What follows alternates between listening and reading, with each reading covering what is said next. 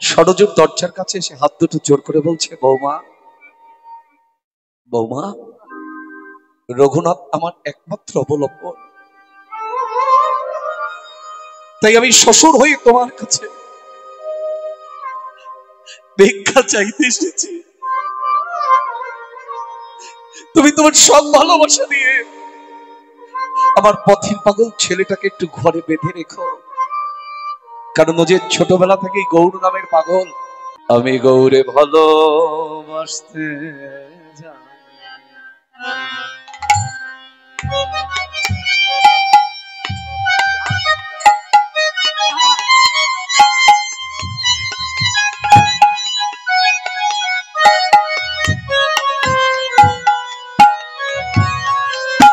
আমি গৌরে ভালো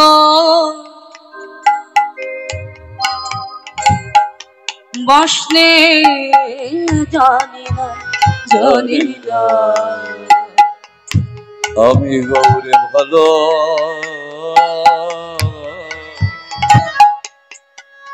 আমি গৌরে ভালো, গৌরে ভালো,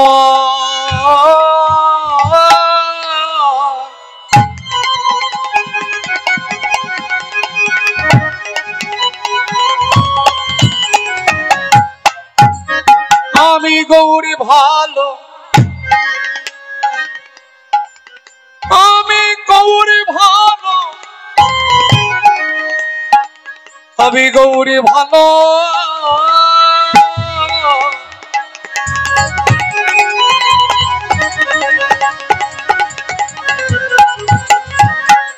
আমি গৌরে ভালো বাসতে জানি না, জানি না। আমি গৌর ভালো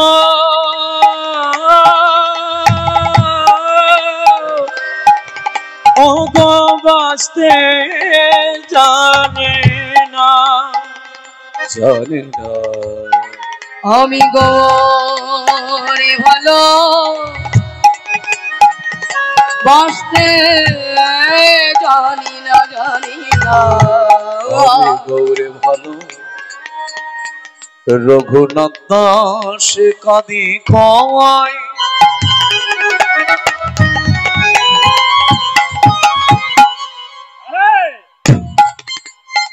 দাও প্রভু চরণে আশ্রয়,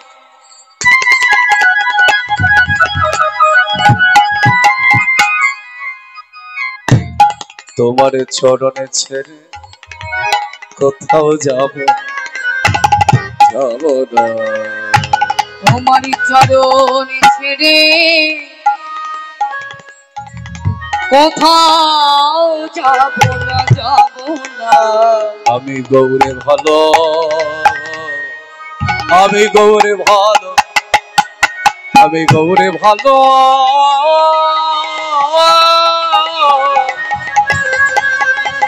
আমি গৌরে ভালো,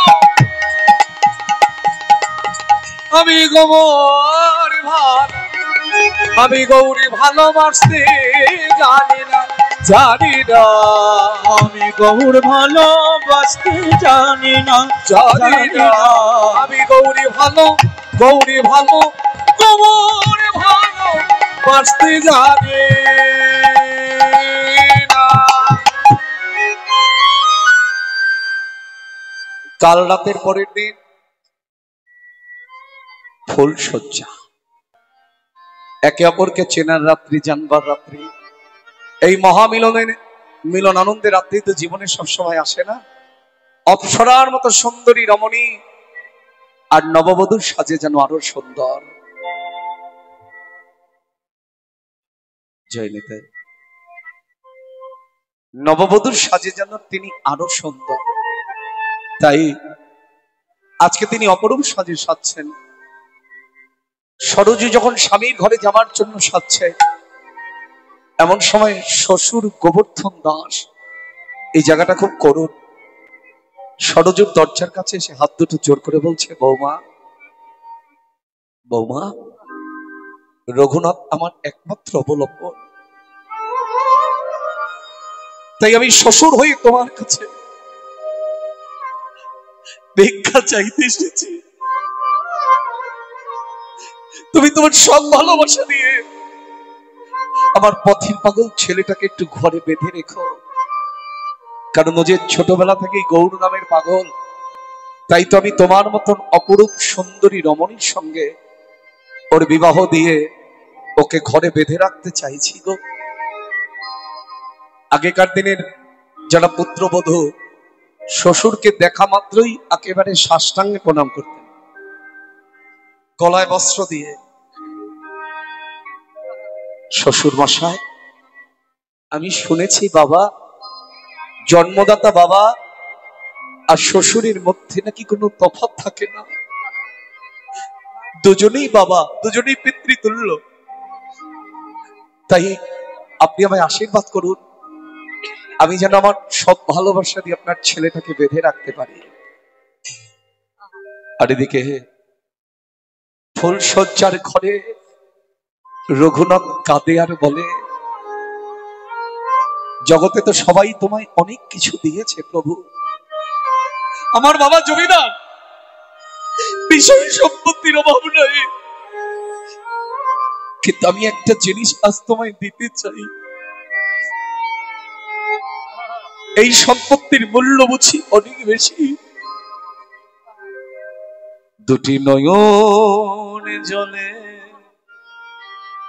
ধুয়ে দেব তোমারও দুটি চরণ। দুটি নয়ন জলে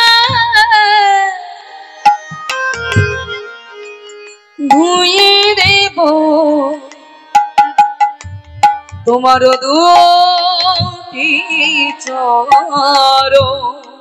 দুটি নয়ন জলে ধুয়ে দেব তোমারও দুটি চরণ।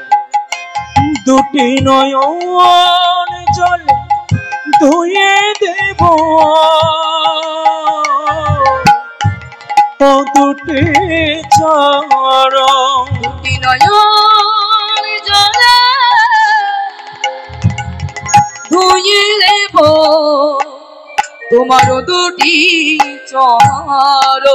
করিও গ্রহণ শচীর নন্দন, নেই তো আমার সাধন ভজন, আমি কবে পাব তোমার দর্শন।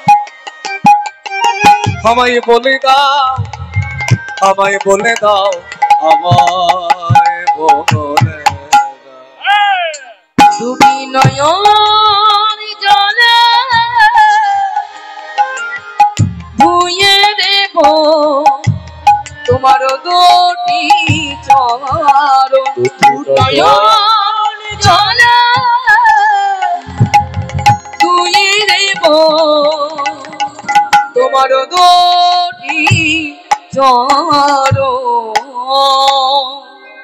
দেখতে দেখতে যখন সন্ধ্যা ঘনিয়ে এলো, অবগুণ্ঠানা সরজ, অবগুণ্ঠানা মানে ঘোমটাটা টেনে স্বামীর ঘরে প্রবেশ করি। ফুলশয্যার ঘর, স্বামীর চরণ দুটো জড়িয়ে ধরে প্রণাম করলেন। প্রণাম করে যখন উঠেছে, দেখছেন স্বামীর নয়ন জলে বুক মুখ শুধু নয়, ফুলশয্যার বিছানা পর্যন্ত ভিজে গেছে। স্বামী, আমাকে কি তোমার পছন্দ হয়নি? বলো না স্বামী, তোমার চোখে জল কেন? আমি বলবো, তোমাকেই তো বলবো, তুমি ছাড়া আমার আর কে আছে? কার কাছে মনের বেদনা প্রকাশ করা যায় সে যদি বন্ধু না হয়? তার আগে বলো তো, তুমি আমার কে হও? সরজু বলছে, স্বামী এই কথাগুলো নিয়ে যান। আমি গুরুজনের মুখে শুনেছি, বিয়ের পরে স্ত্রী হন স্বামী সহধর্মিণী।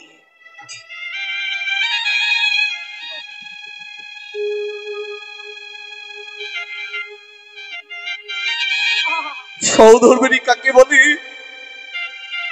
যে স্ত্রী স্বামীকে ধর্মের পথে সহায় করেছে। তাহলে তো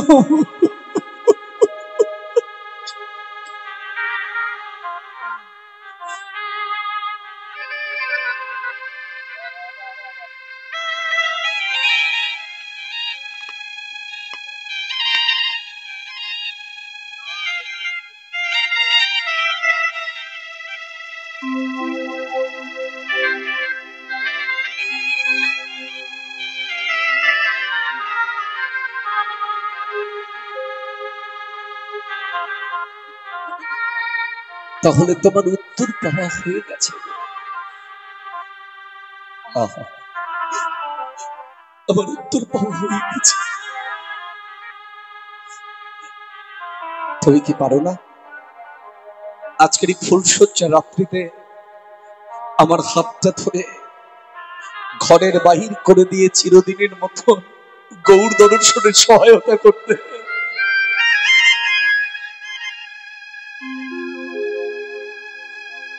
পারো না?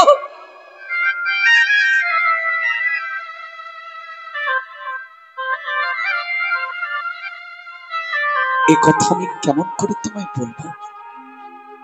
আসার সময় শ্বশুর মশাই আমার হাতটা ধরে বলেছিল আমি যেন পথের পাগল ছেলেটাকে আগলে ধরে রাখতে পারি। সবে মাত্র স্বামীর ঘরে এলাম, স্বামীর ভালোবাসা কেমন তাই জানি না।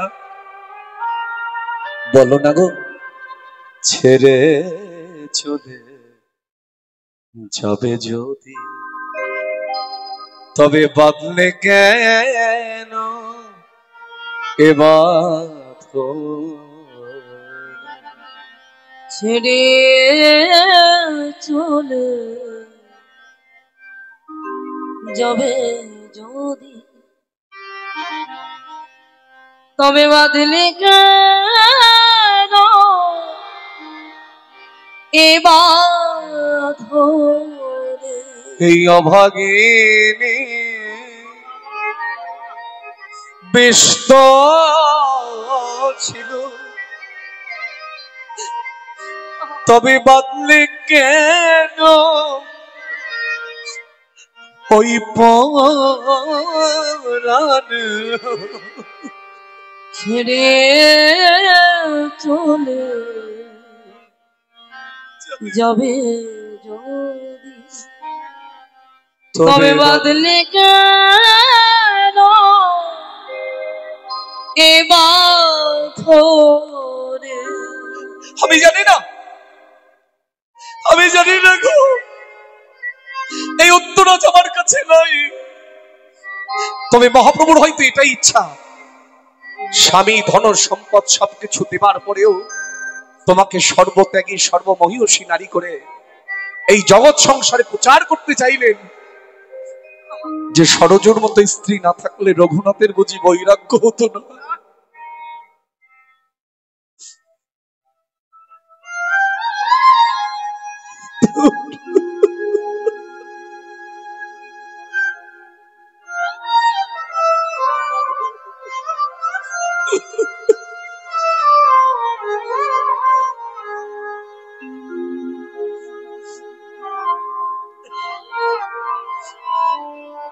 দাও না, আজকে হাতটা ধরে আমাকে একটু ঘরের বাহির করে দাও না।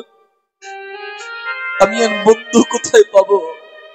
মাথায় রাখবেন, শুধু কামের বন্ধনের জন্য বিবাহ নয়। যদি কামের বন্ধনে আবদ্ধ হয়ে কেউ বিবাহ করে, সেই বিবাহ থাকবে না বাবা, সেই বন্ধন থাকে না। স্বামী স্ত্রীর অন্তরের সঙ্গে অন্তরের যদি বন্ধন না হয়, শুধু কামের বন্ধনে আবদ্ধ হলে আমি বলবো বিবাহ করার চাইতে না করা ভালো। বিবাহের পরে একটা মেয়ে তার স্বামীকে যখন পায়, মনে হয় জীবনের সবচাইতে বড় বন্ধুকে পেল। আমার স্বামী যখন তার স্ত্রীকে পায়, মনে হয় জীবনের সবচাইতে বড় বান্ধবীকে পেল, যার কাছে অন্তরের কথা খুলে বলেছে, যার কাছে বেদনা প্রকাশ করা যায়। সরোজ বলছে, জানো স্বামী, আমি জানি শ্বশুর মশাই গুরুজন পিতৃতুল্য, কিন্তু তার আগে তো স্বামী। আমি যদি আজকে তোমাকে ঘরের বাহির না করে দেই গৌর দর্শনের জন্য, এই জগৎবাসী জানবে আমি নিজের আত্মসুখ পাওয়ার জন্য স্বামীকে সংসারে বেঁধে রেখেছি। যে স্বামী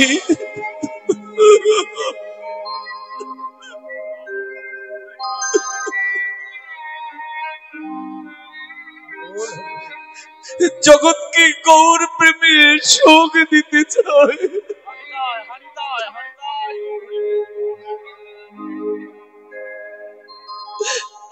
আমি তাকে ঘরের মধ্যে রেখে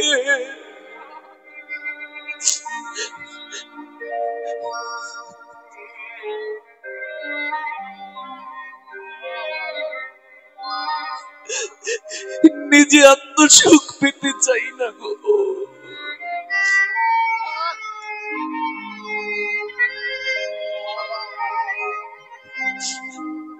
ঘরের বাইরে এসে সরোজ বলছে, যাও স্বামী, না আর একটু এগিয়ে দিয়ে শোনো, কারণ ওই রক্ষী প্রহরীরা আমাকে একা দেখলেই আমাকে বেঁধে ফেলে দেবে, আমাকে আর যেতে দেবে না। আর তুমি সঙ্গে আছো দেখলে ওরা ভাববে আমার সরোজ আমার সঙ্গে আছে, আমি কোথাও পালিয়ে যাব না। আহা, যাও স্বামী, করো তুমি গৌর দর্শন, গৌর দর্শন। যাও স্বামী, করো তুমি গৌর দর্শন, গৌর দর্শন। ওগো যাও স্বামী, করো তুমি গৌর দর্শন, গৌর দর্শন। তব স্মৃতি লয়ে আমি, তব স্মৃতি লয়ে আমি কাটাবো সারাটি জীবন। যাও স্বামী, করো তুমি গৌর দর্শন, গৌর দর্শন। কি যে ভালো লাগছে আপনাদের দেখে, আমি ভাষায় বর্ণনা করতে পারবো না। আমার খুব প্রাণের আসর। রাজুদা যখনই আমায় ফোন করে, দাদা একটা ডেট কিন্তু রাখতে হবে। আমি চড়িয়ালে এলে জানি না এটা মহাপ্রভুর কি কৃপা, এখানে এলেই কৃষ্ণ প্রেমের অনুরাগ বাহির হবে। সত্যি জগন্নাথের কৃপা, আর না হলে ভক্তের নয়ন জল এমন করে ঝরে না বাবা।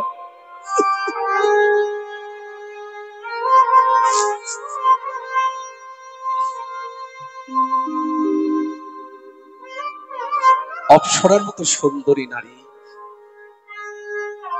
বাইরে এসে দুর্গা মণ্ডপের কাছে দাঁড়িয়ে স্বামীর চরণ দুটো জড়িয়ে ধরেছে। আমি যেদিন তুমি গৌর দর্শন পাবে সেদিনের জন্য তোমার কাছে আমার নিবেদন, সেদিন এই অভাগিনী রে,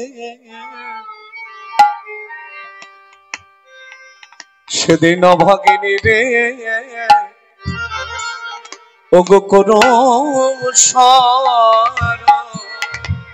সেদিন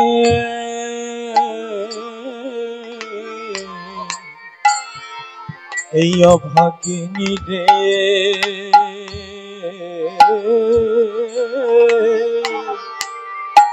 ওগো করো সারা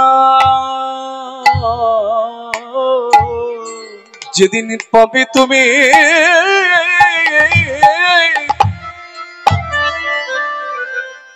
ওই গৌরী দর্শন, সেদিন ভগিনী রে কোন সদা বলে যেদিন তুমি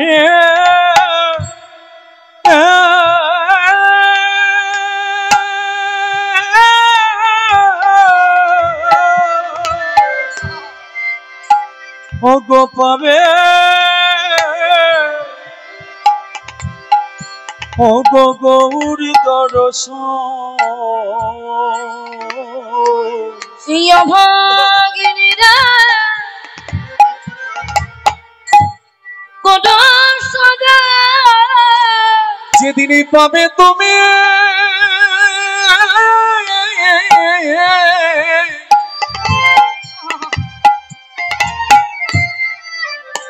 যেদিনই পাবে তুমি ওই গৌরী দর্শন, তারে জানাইও আমার মনির বেদন। পাবে তুমি গৌরী দর্শন, জানিও তুমি মনের বেদন, যদি পাবে তুমি গৌরী দর্শন, জানিও তুমি মনের বেদন, পাবে তুমি গৌরী দর্শন, জানিও তুমি মনের বেদন, পাবে তুমি গৌরী দর্শন, জানিও তুমি মনের বেদন, পাবে তুমি গৌরী দর্শন, এই অভাগিনী রে তুমি কোন সদা ইন্দ্র সম ঐশ্বর্য যার, অপ্সরার মতো সুন্দরী রমণী যার, সবকিছু ফেলে গৌর দর্শনের পথে না গেলে গৌর কখনো কাউকে কৃপা করে? তুমি দিন দয়ালে গৌরী হরি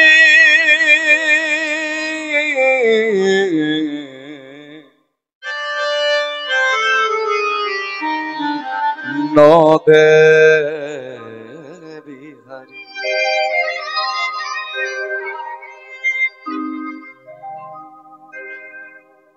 দেখিতে বাসনা মনে প্রভু গো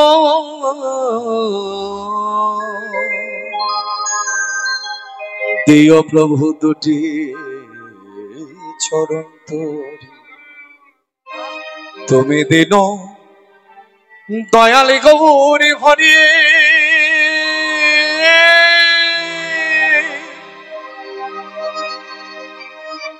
নদে বিহারী দুটি নয়নে জলে ভেসে ভেসে প্রভু গো তোমার আশায় আশায় হবে রইলাম বসে। দুটি নয়ন জলে ভেসে ভেসে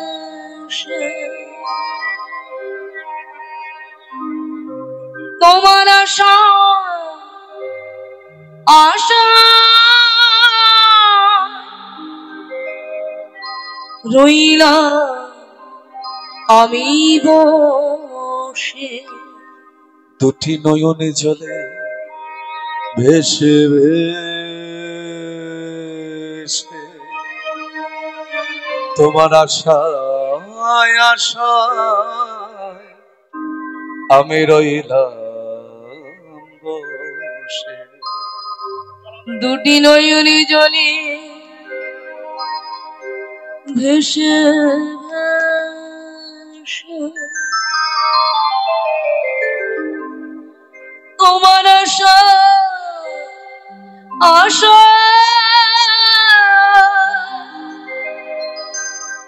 রইল আমি বসে।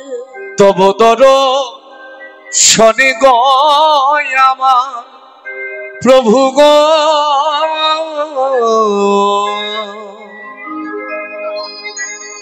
এ দুটি নয়ন সফল করি তুমি দিন দয়ালে গৌরী হরি।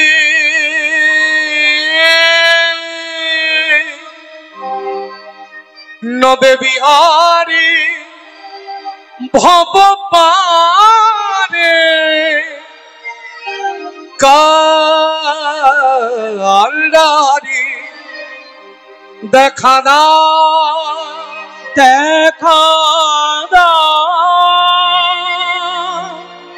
দেখা